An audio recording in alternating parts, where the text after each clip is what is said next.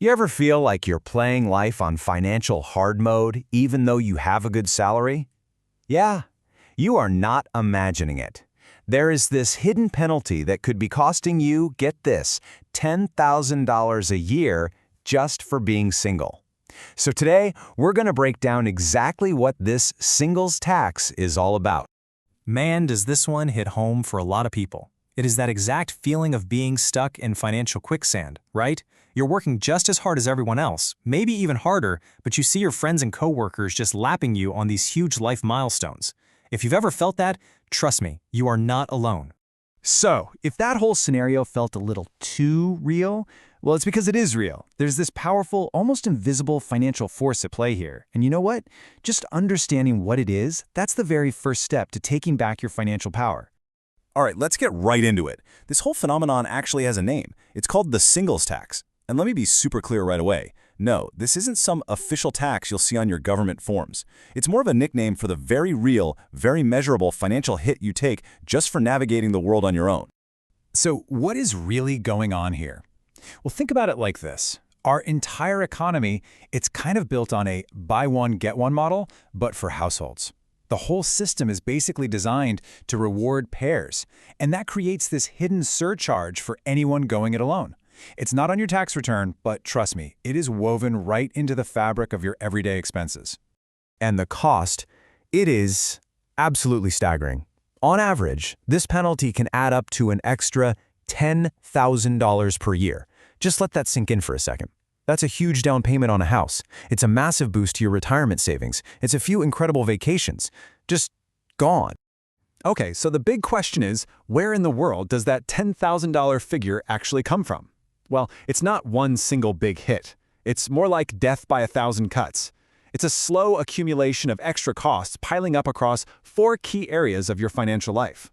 And we are going to break down every single one of them. We're talking about housing and rent, which is the big one. Then there's this surprisingly costly thing called grocery unit bias. We've got sneaky insurance algorithms. And yep, even the official US tax code itself gets in on the action.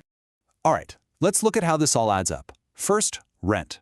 Pretty obvious, right? You're carrying 100% of that cost. Then with groceries, you get hit with what's called unit bias. Basically, you're forced to pay more per ounce or per item just because you're buying smaller quantities. For insurance, these complex algorithms often see single people as a higher risk, so you pay more. And finally, the tax code itself often gives you fewer deductions and puts you in less favorable brackets. You see, each one might feel like a small hit, but when you put them all together, it is a massive financial drag. So when you look at all of this, it's really easy to feel like the entire system is just designed for two, like it's stacked against you. And you know what? In a lot of ways, it is. But, and this is a big but, you are not powerless here. So the most important question now is, what can you actually do about it? Okay, now we're going to get into a really smart, kind of contrarian solution to this whole systemic problem. It's a strategy called building a shadow household, and it's all about being strategic and, frankly, beating the system at its own game. So what in the world is a shadow household? Well, think of it as a formal financial arrangement you make with a trusted, financially competent roommate. The whole goal is to deliberately split key costs. We're talking housing, utilities, buying stuff in bulk, to basically mimic the powerful economic benefits of a domestic partnership, just without any of the romantic stuff. It's purely a financial alliance. And when you look at the difference, wow, it is stark.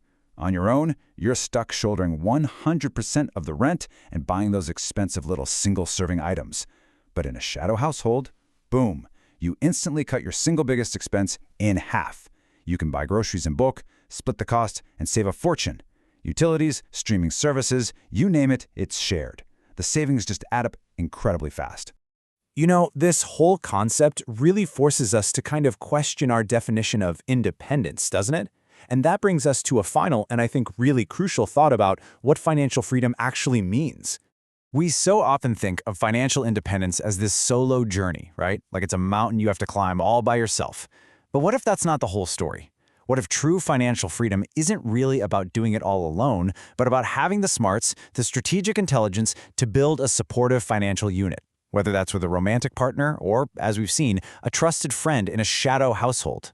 It's a pretty powerful idea to think about.